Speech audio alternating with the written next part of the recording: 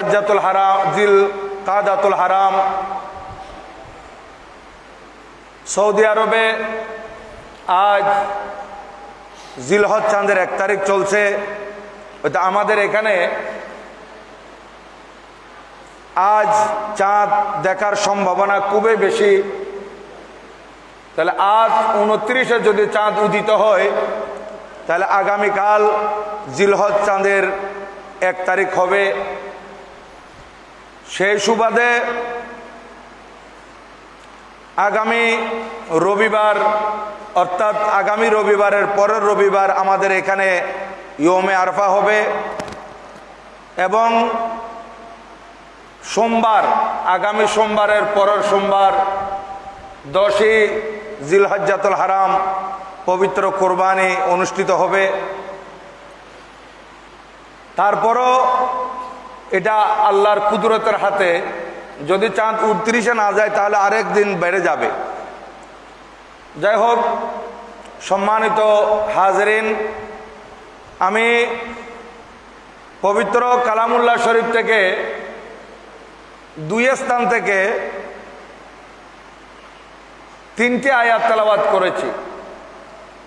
প্রথম স্থান থেকে একটি, সেটা হচ্ছে পবিত্র কোরআনুল করিমের 11তম পারা সূরা ইউনূস শরীফের 66 নম্বর আয়াত। আর দ্বিতীয় যে 2টি আয়াত তেলাওয়াত করেছি 30তম পারা সূরাতুল ফজরের 1ম এবং 2য় নম্বর আয়াত।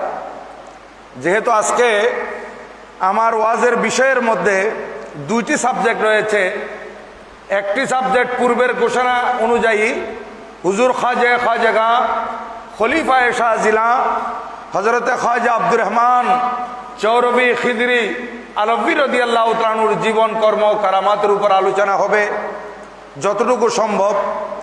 এর পরপর আপনাদের খেদমতে আমি পবিত্র জিলহজ্জাতুল হারাম এর প্রথম দশকের ফজিলত, অতুলনীয় কিছু ফজিলত রয়েছে এই প্রথম দশকের, সে সম্পর্কে ইনশাল্লাহ আলোচনা করব। বাকি ওয়ামা তৌফিকি ইল্লা বিল্লাহ আলাইহি তাওয়াক্কালতু ওয়া ইলাইহি উনীব।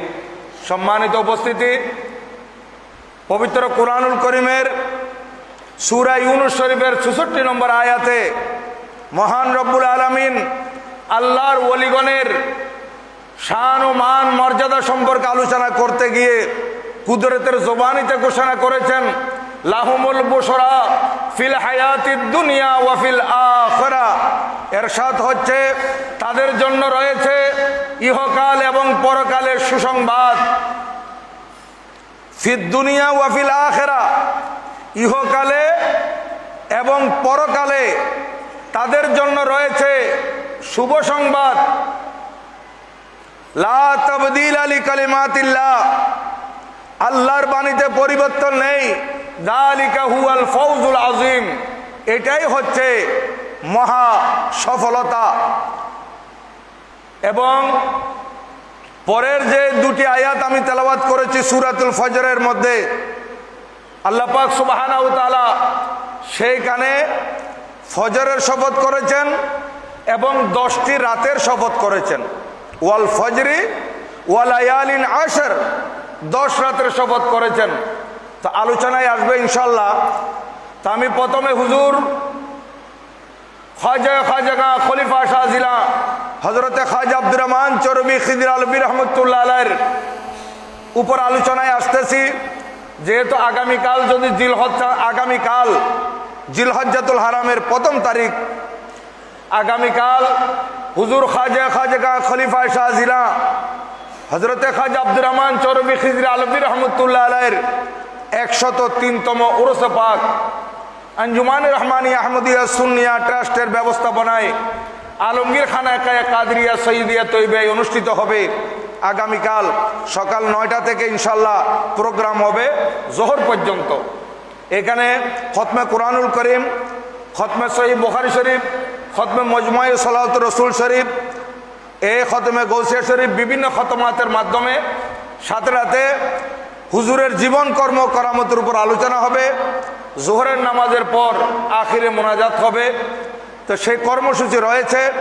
তাই আমি সেই হুজুর খাজা খলিফা শাহজিলা হজরতে খাজা আব্দুর রহমান চরবি খিজরি আলবী রহমতুল্লাহ আলাইহির জীবন কর্ম কারামতের উপর আলোচনা করতেছি। এই কারণে যেহেতু এই বানিয়ে জামিয়া কুতুবুল আউলিয়া কুতুবুল ইরশাদ হজরতে কিবলা আল্লামা হাফেজ কারি সৈয়দ আহমদ শাহ শ্রীকুটি আল কাদরি রহমতুল্লাহ আলাইকে পেয়েছি হুজুর খাজা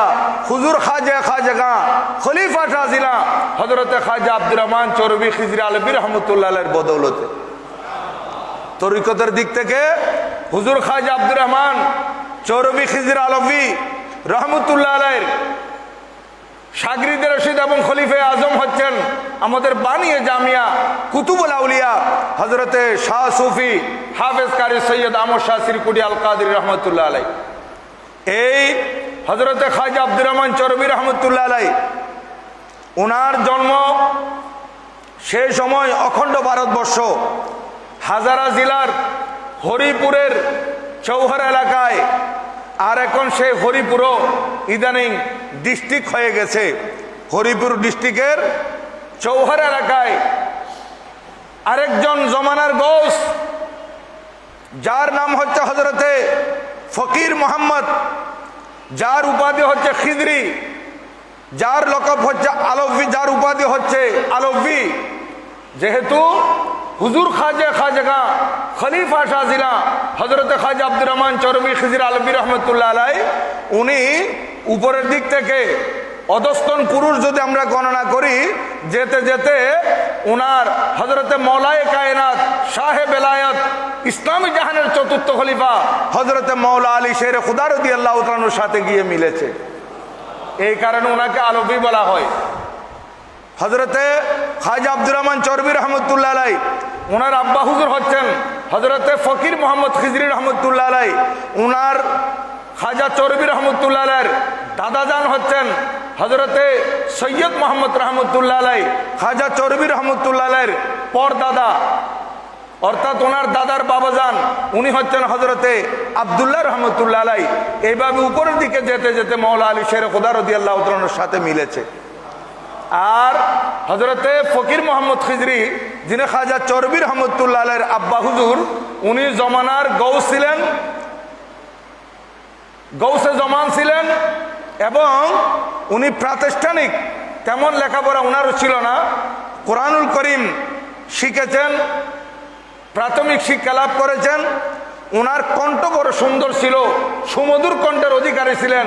উনি প্রায় সময় নাত রসুল সাল্লাল্লাহু আলাইহি ওয়াসাল্লাম পরিবেশনা করা, পাঠ করা এটা পছন্দ করতেন।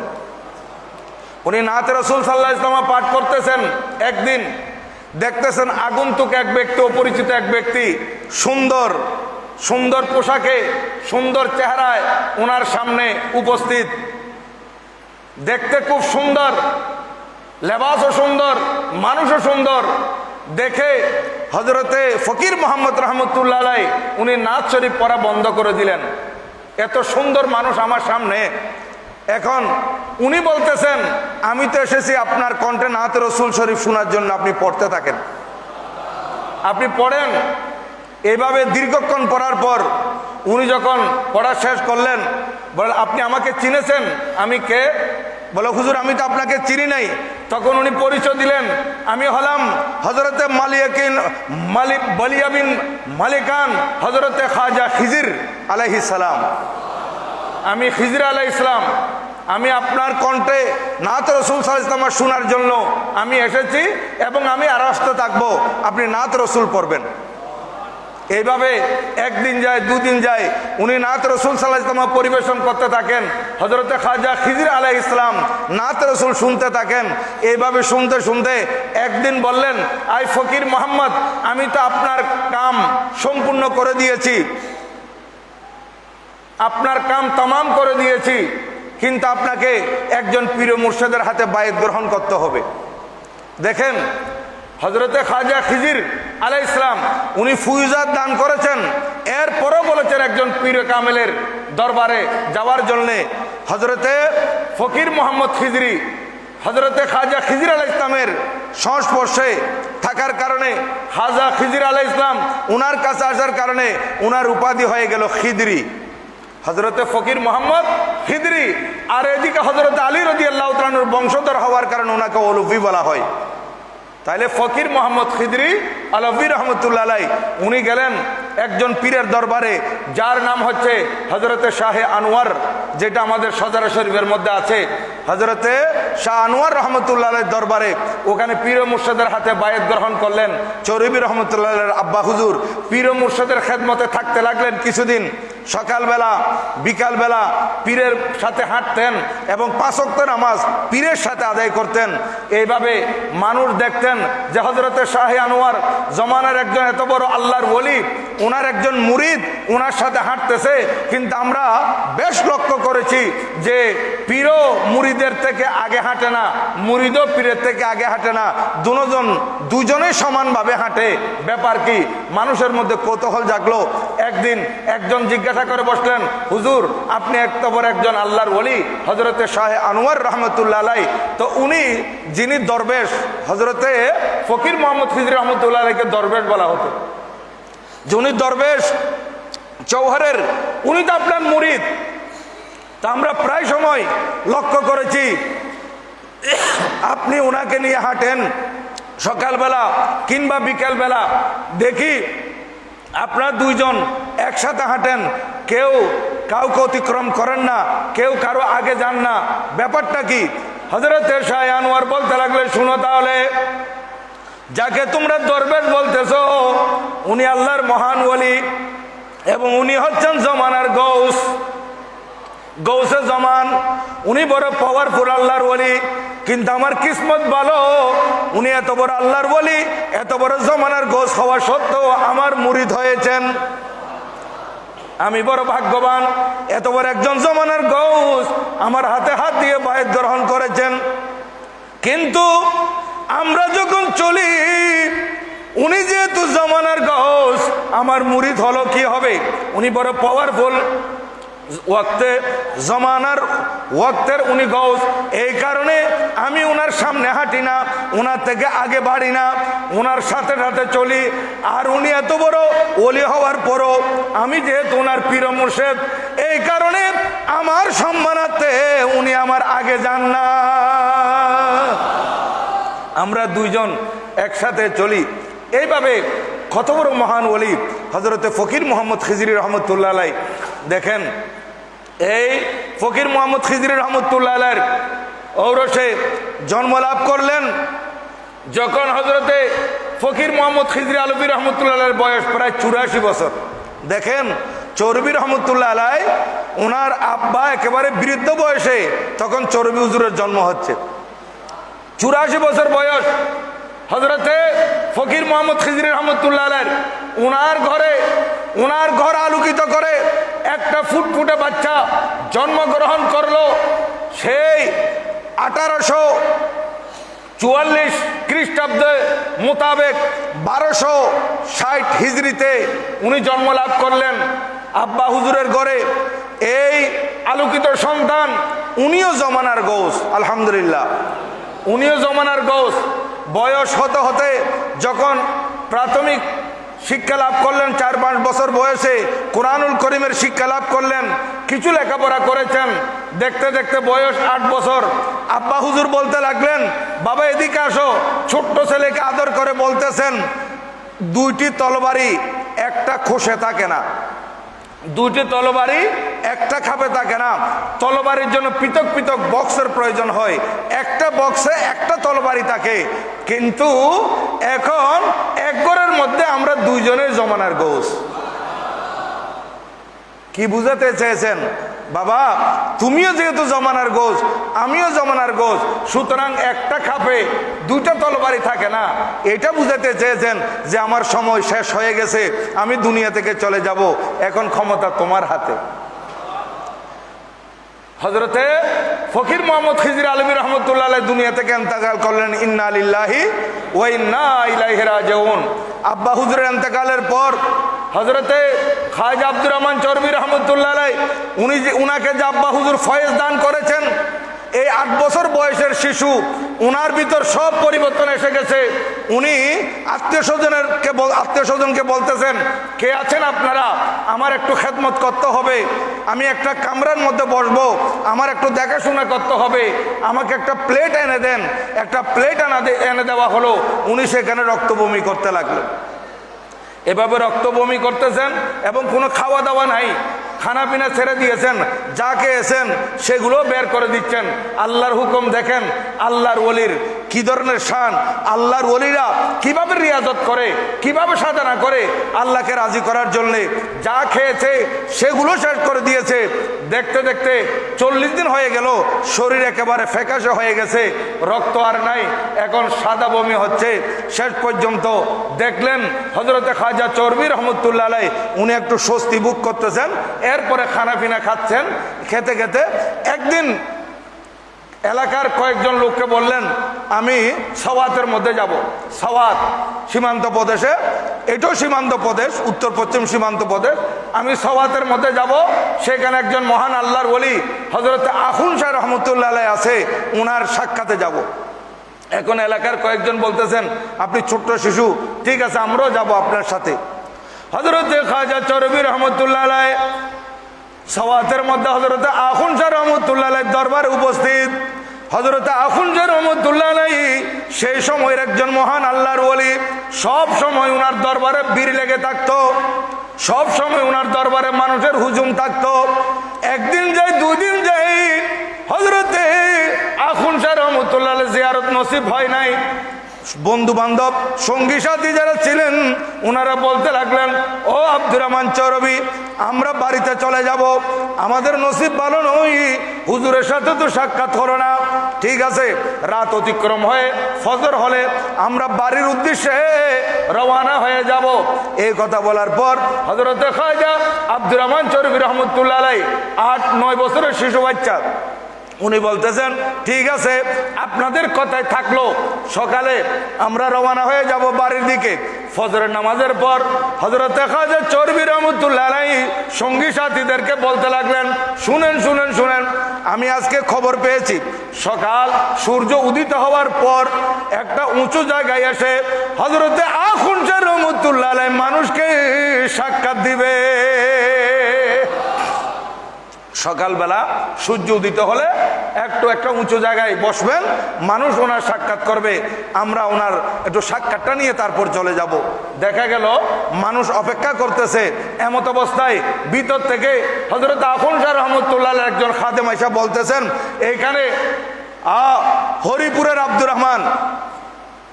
রহমানকে, আব্দুর রহমান অসংখ্য মানুষের বীর, কত আব্দুর রহমান থাকতে পারে? সঙ্গী সাথীরা বলতেছেন, আপনাকে মনে হয় তালাশ করতেছে। বলে না, আমি তো ছোট্ট বাচ্চা, এখানে তো অনেক আব্দুর রহমান থাকতে পারে আমার নামের, কাকে তালাশ করতেছে? তো উনি কিছু বলতেছেন না, বারবার আওয়াজ আসতেছে, আব্দুর রহমান কে, আব্দুর রহমান। এই কথা বলাতে ওই সঙ্গী সাথীরা এই ছোট্ট বাচ্চাকে দেখিয়ে দিলেন, ইনি আব্দুর রহমান। দেখিয়ে দেওয়ার সাথে সাথে খাদেম আইসা উনাকে একেবারে কাঁধে করে নিয়ে গেছে। ছোট্ট বাচ্চা মানুষের ভিড়ের মধ্যে উঠাইয়ে নিয়ে গেলেন। হযরত আখুন শাহ রহমতুল্লাহ আলাইহির দরবারে যখন নিয়ে যাওয়া হলো, হযরত আখুন শাহ রহমতুল্লাহ আলাইহি হযরত খাজা আব্দুর রহমান চরবি রহমতুল্লাহ আলাইহিকে দেখা মাত্রই সে পোস্ত ভাষায় বলতেছেন, দাগাদি দাগাদি দাগাদি, অর্থাৎ ইনি ইনি ইনি আমি যাকে তালাশ করতেছি। 3 বার বলেছেন, আমি যাকে তালাশ করতেছি ইনি ইনি ইনি। এই ছোট্ট বাচ্চাকে আদর করলেন, আদর স্নেহ দেখিয়ে তারপর বললেন, হাত উঠান আল্লাহর দরবারে। হযরত আখুন শাহ রহমতুল্লাহ আলাইহি হাত উঠালেন, খাজা চরবি রহমতুল্লাহ আলাইহিও হাত উঠালেন, আর আখুন শাহ রহমতুল্লাহ আলাইহি দোয়া করতেছেন। চরবি রহমতুল্লাহ আলাইহি বলতে লাগলেন, হযরতে সৈয়দনা আখুন শাহ রহমতুল্লাহ আলাইহি যখন দোয়ার হাত উঠাইয়ে দোয়া করতেছিলেন, তখন আমার মনে হয়েছিল 7 আসমানের সম্পূর্ণ বোঝা আমার মাথার উপর দেওয়া হচ্ছে। 7 আসমানের বোঝা। ইয়া রাসূলুল্লাহ সাল্লাল্লাহু আলাইহি ওয়াসাল্লাম, ইয়া গোসল আজম দস্তগীর, জিন্দাবাদ জিন্দাবাদ। 7 আসমানের বোঝা আমার মাথার উপর দেওয়া হচ্ছে। আর যখন মোনাজাত শেষ হলো, মোনাজাত শেষ হওয়ার পর দেখলাম আমি হালকা অনুভব করতেছি, হজরতে আখুন শাহ রহমতুল্লাহ আলাই আমাকে বললেন, বেটা গত রাত্রে স্বপ্নে কি দেখেছিলা? এখন ইনি কি স্বপ্নে দেখেছেন হজরত আখুন শাহ রহমতুল্লাহ আবার জিজ্ঞাসা করতেছেন, উনি কেমনে জানেন ইনি স্বপ্ন দেখলেন? আল্লাহর ওলিগণকে আল্লাহ পাক সুবহানাহু ওয়া তাআলা এমন কিছু শক্তি দান করেছেন, ভেলায়েতের এমন স্যাটেলাইট, এমন রাডার, এমন টাওয়ার দান করেছেন, যেগুলোর মাধ্যমে ওনারা মানুষের অন্তরের খবরও বের করে নিতে পারে। হযরতে আখুন শাহ রহমতুল্লাহ আলাইহি বলতেছেন যে আপনি কি স্বপ্নে দেখেছেন? খাজা চরবি রহমতুল্লাহ বলতে লাগলেন, আমি যে আমার ঘরের পাশে একটা কামরার মধ্যে চিল্লা করেছি, বসে বসে আবাদত করেছি, আমার সেই চিল্লাগা আবাদতের স্থানটুকু আমি স্বপ্নে দেখেছি। বলে হ্যাঁ ঠিক আছে, আপনি সেখানে চলে যান, সেখানে বসে বসে আপনি আবাদত করেন, গিয়ে সেই জায়গায় গিয়ে আপনি আবাদত করেন। বলে হুজুর আমি তো আসছি আপনার হাতে বায়াত গ্রহণ করার জন্য।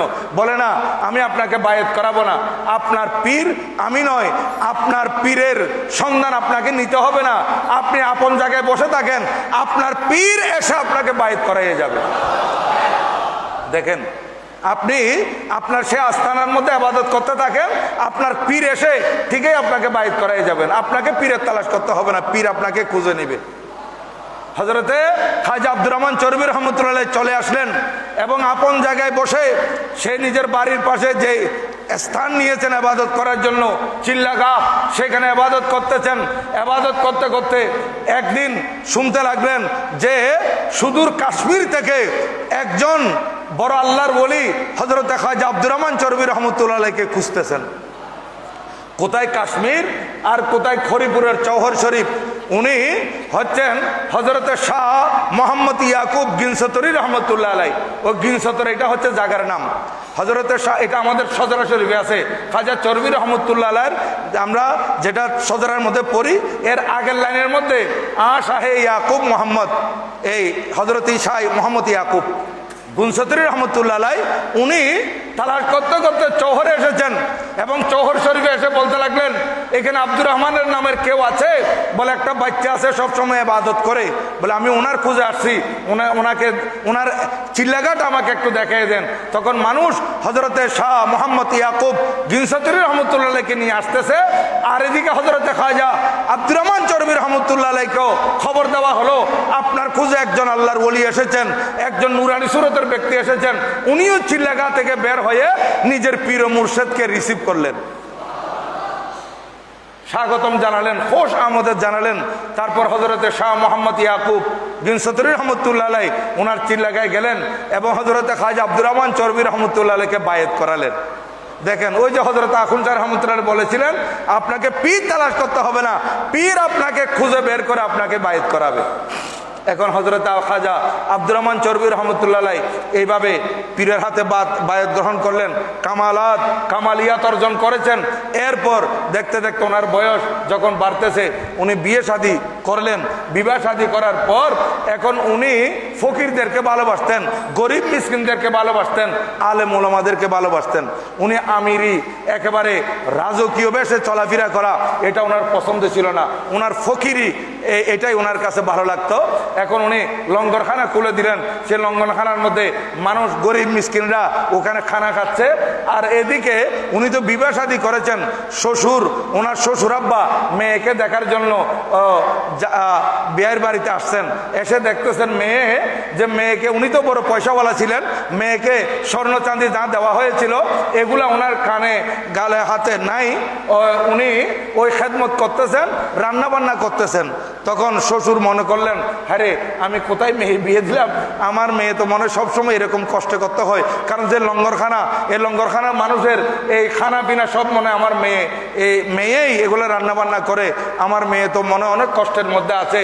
এগুলো হজরতে খাজা আব্দুর রহমান চরবি রহমতুল্লাহ আলাইহি জানা হয়ে গেল। উনি নিজের আব্বা হুজুরকে সালাম করে বলেন, আব্বা হুজুর চলেন একটু বেরিয়ে আসি, একটু হেঁটে আসি।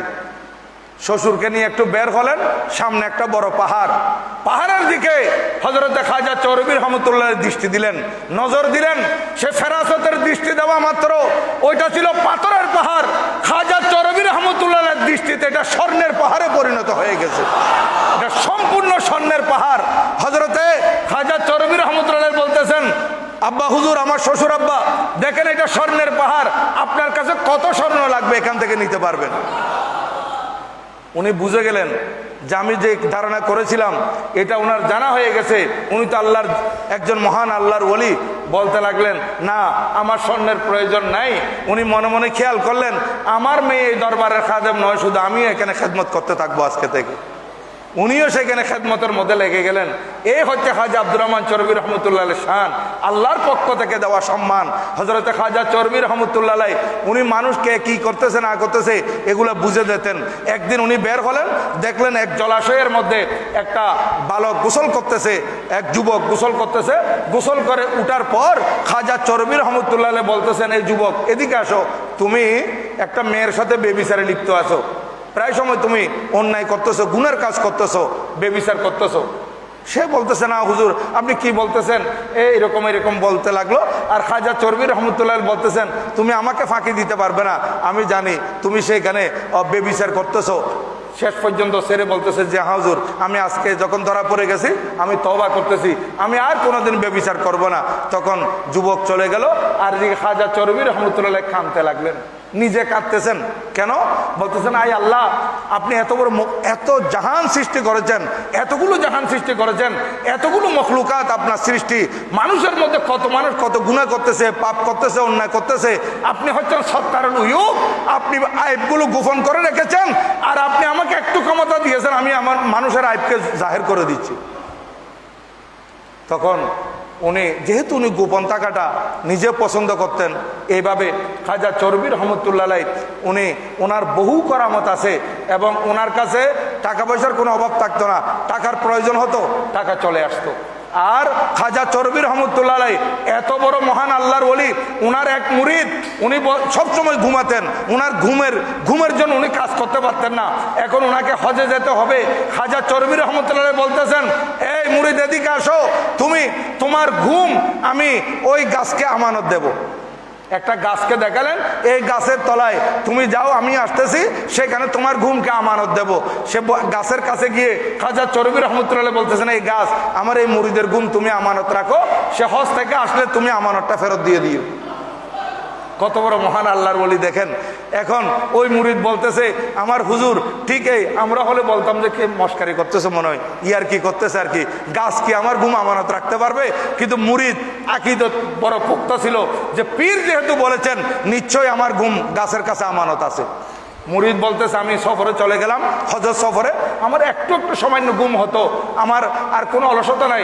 মানুষ 5-6-7 ঘন্টা ঘুমাতে হয়, কিন্তু আমার কয়েক মিনিট ঘুম হতো, ঘুমের পর আমার চোখ খুলে যেত, আমার আর 24 ঘন্টার মধ্যে আর ঘুম হতো না। আমি আবাদত বন্দি করতে পেরেছি স্বাচ্ছন্দ্যে, কোরআন শরীফ তেলাওয়াত, তাওয়াফ, সফা, মারওয়া, সাই সব কিছু আরফা মেনা মুজদালিফা করে আমি চলে আসছি নিজের দেশে, আমার ঘুম নাই। খাজা চরবি রহমতুল্লাহকে বললাম, হুজুর আপনি এমন কাজ আমাকে করে দিয়েছেন, আমি যে ঘুম পাগলা ছিলাম আর ঘুম কাতর ছিলাম, ঘুমের কারণে কিছু করতে পারতাম না, কিন্তু আমি পুরা সফরের মধ্যে আমার মনে পুরা সফর হিসাব করলে আমার একদিনও ঘুম হয়নি। বলে আসো, আবার নিয়ে আসলেন, এই গাছ, আমার মুরিদের ঘুম তুমি ফেরত দিয়ে দাও, তোমার কাছে যে আমানত ছিল এই আমানতটা দিয়ে দাও। উনি বলতেছেন, এই কথা বলার পর আমার এমন ঘুম হয়েছে, একটানা আমার কয়েক ওয়াক্ত নামাজ সহ কজ হয়ে গেছে, আবার এগুলো আমাকে কজা পূরণ করতে হয়েছে, এমন ঘুম আমি দিয়েছি। দেখেন আল্লাহর ওলির কারামত, এই কোরআন পাক হাদিসে পাকের মধ্যে আছে, এবং আকায়েদের কিতাবের মধ্যে আছে আল্লাহর ওলিগণের কারামত সত্য। আমি তো আপনাদের খেদমতে কোরআন হাদিসের আলোকে অনেক আলোচনা করেছি। এই খাজা চরবি রহমতুল্লাহ বড় কারামত হচ্ছে মজমুয়ে সলাওয়াতুর রাসূল, যে মজমুয়ে সলাওয়াতুর রাসূল 30 পারা। আপনারা জানেন আসমানের নিচে জমিনের উপরে 30 পারা কোরআন শরীফ, 30 পারা কোরআন শরীফ আছে, 30 পারা বুখারী শরীফ আছে, আরেকটি কিতাব আছে 30 পারা, সেটা হচ্ছে দরুদ শরীফের কিতাব, যেটা খাজা চরবি রহমতুল্লাহ জীবদ্দশায় লিখে গেছেন।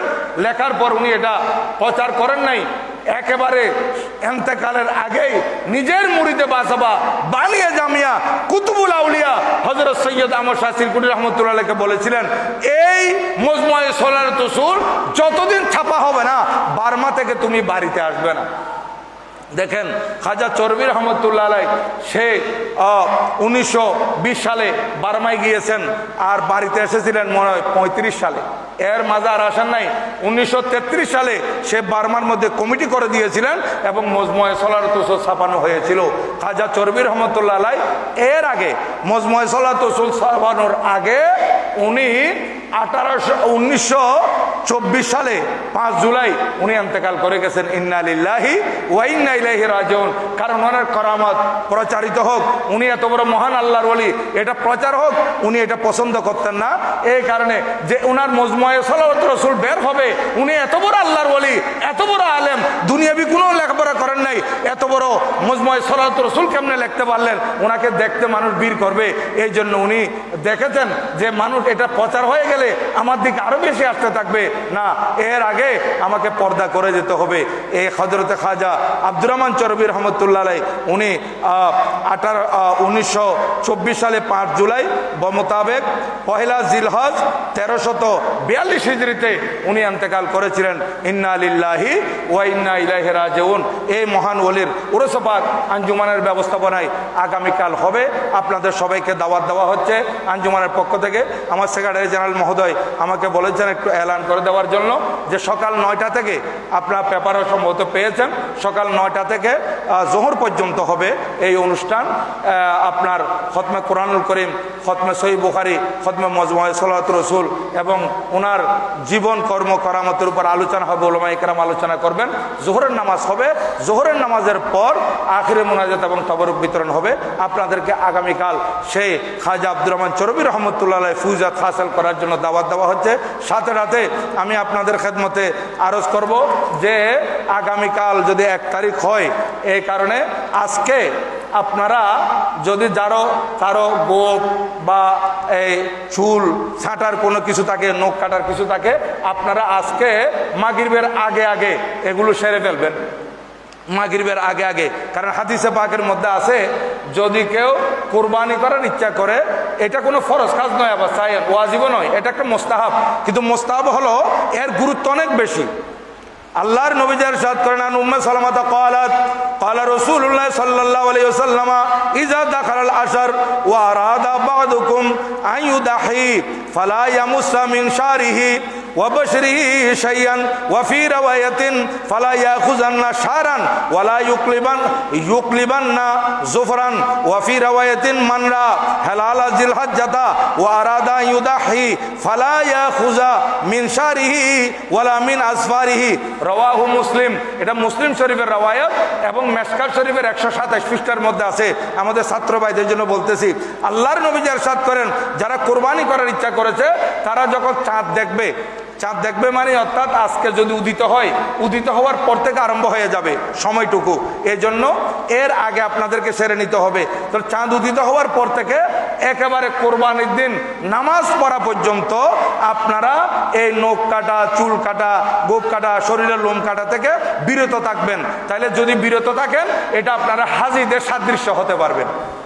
ওখানে হাজিরা হজ করতে গেছে এহরামের পর, তাদের জন্য এগুলা করা নিষিদ্ধ। এরা চুল কাটতে পারবে না, নখ কাটতে পারবে না, শরীরে কোনো লোম কাটতে পারবে না। তাহলে আমরাও যদি চাঁদ দেখা থেকে শুরু করে একেবারে ঈদের দিন নামাজ পর্যন্ত এগুলো থেকে বিরত থাকি, আমরা হাজিদের সাদৃশ্য হয়ে যাব। আর যারা গরিব মানুষ কুরবানি দিতে পারে না, এরা যদি এই আমলগুলো করে, আল্লাহ পাক দয়া করে তাদেরকে কোরবানির সওয়াব দিয়ে দিবেন, কোরবানি করার সওয়াব দিবেন। এটা আপনারা খেয়াল করবেন। এবং প্রথম দশক অর্থাৎ জিলহজ চাঁদের 1 তারিখ, আজকে যদি চাঁদ দেখা যায়, আজকে থেকে 1 তারিখ শুরু হয়ে গেছে। আমরা তো দিনে 1 তারিখ বলি আর কি, কিন্তু মাগরিবের পর থেকে 1 তারিখ। তাহলে আগামীকাল যদি 1 তারিখ হয়, 1 তারিখ থেকে শুরু করে 10 তারিখ পর্যন্ত এই 10 দিন রোজা রাখা। 10 দিন মানে রাখতে হবে 9 দিন আরফা পর্যন্ত। কিন্তু 10 তারিখ রোজা রাখা আবার হারাম, মনে রাখবেন। ঈদের দিন রোজা রাখা কি হারাম। ঈদের আগ দিন পর্যন্ত, ইয়মে আরফা পর্যন্ত 9 দিন রোজা রাখবেন, 10 দিনের সওয়াব পাবেন। এই 10 দিনের রোজা, এটার কত বড় ফজিলত। হযরতে সুফিয়ান সৌরি রহমতুল্লাহ বলতেছেন, আমি এই জিলহজ চাঁদের প্রথম দশকের কোনো এক রাত বছরের একটা কবরস্থান, বছরের একটা কবরস্থান হাঁটতেছিলাম, পাশ দিয়ে হঠাৎ করে দেখতেছি এই কবর থেকে নূর বের হচ্ছে। আলু বের হচ্ছে। যেমন আমরা এই আমাদের মসজিদের দক্ষিণ পাশ দিয়ে যদি পূর্ব দিকে বা পশ্চিম দিকে যাই, আমাদের মসজিদের পাশে কবরস্থান, এইরকম আর কি। যাওয়ার সময় দেখলেন কবরস্থানের একটা কবর থেকে আলু বের হচ্ছে। উনি আশ্চর্য, কি ব্যাপার, এরকম কবর থেকে নূর আর জ্যোতি বের হচ্ছে, আলু বের হচ্ছে। বলে আমাকে আওয়াজ দেওয়া হলো, আই সুফিয়ান সৌরি, তুমিও যদি চাও তোমার কবর থেকে এরকম আলো বের হোক, তোমার কবর আলোকিত হোক, তাহলে তুমি এই জিলহজ চাঁদের প্রথম 10 দিন তুমি রোজা রাখো। প্রথম 10 দিন মানে 10 তারিখ ব্যতীত 9 তারিখ পর্যন্ত এইভাবে রোজা রাখো, দেখবে তোমার কবর আলোকিত হবে, তোমার কবর থেকে নূর বের হবে। এখানে হাদিসে পাক আছে, সময় যেহেতু নাই এই জন্য আমি শুধু অনুবাদ করে দিচ্ছি। হাদিসে পাকের মধ্যে আছে, আল্লাহর নবী যে ইরশাদ করতেছেন, এটা হযরত আব্দুল্লাহ ইবনে আব্বাস রাদিয়াল্লাহু তাআলা থেকে বর্ণিত হাদিস। বলতেছেন আল্লাহর নবীজি, এ সারা বছর দিন আছে রাত আছে, এই সারা বছরের দিন রাতের মধ্যে এই জিলহজ চাঁদের যে 10 দিন 10 রাত, এগুলার মোকাবেলা অন্য কোন রাত নাই, অর্থাৎ এগুলার ফজিলত অনেক বেশি। আবার জিলহজ চাঁদের 10 তারিখ পর্যন্ত 10 দিনের ফজিলত বেশি। আবার ওইদিকে রমজান শরীফের শেষ দশকের রাতের ফজিলত বেশি।